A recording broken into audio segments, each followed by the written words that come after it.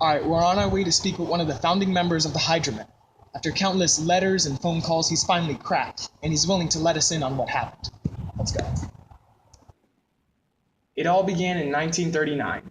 4 college students were assigned to design a working nozzle to attach to a hose. Their names will remain confidential, but the leader whom I am interviewing today has requested to go by Walter Noz.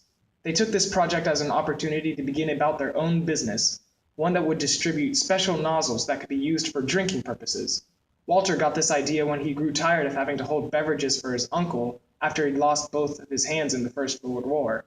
He wanted to create a nozzle that could be used to drink a beverage without actually holding it. Instead, the nozzle would simply spray the fluid into your mouth. All the user had to do was make simple calculations and hope for the best.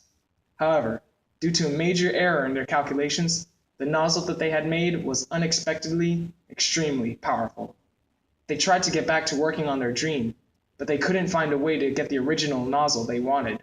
And then, on one tragic day, everything seemed to align for the worst.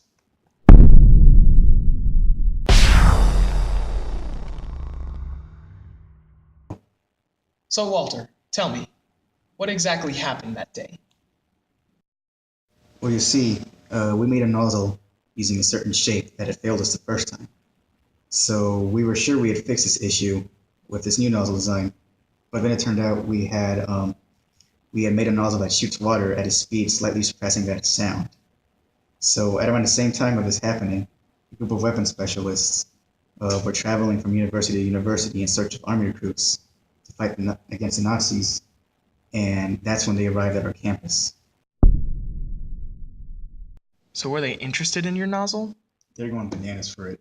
Seeing a nozzle that sprayed water for miles and cut through cement like it was sugar, they were like kids who had seen Santa Claus.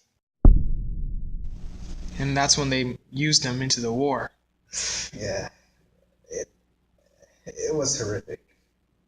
The fact that our mistake caused the death of so many.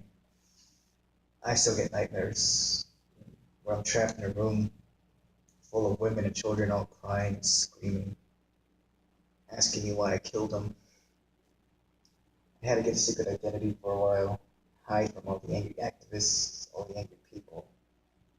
I wish I could tell them I didn't want this to happen. I didn't want any of this to happen.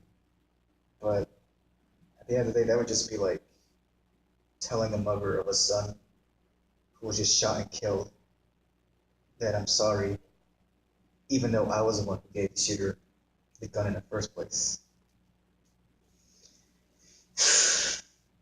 Immediately after this came the tension of the Soviets, where I took up drinking, smoking, drugs. I almost took my life on several occasions as well. I can't take a shower, I can't spill water, I can't use a sink, I can't even use a normal hose without being reminded of that atrocity that I made.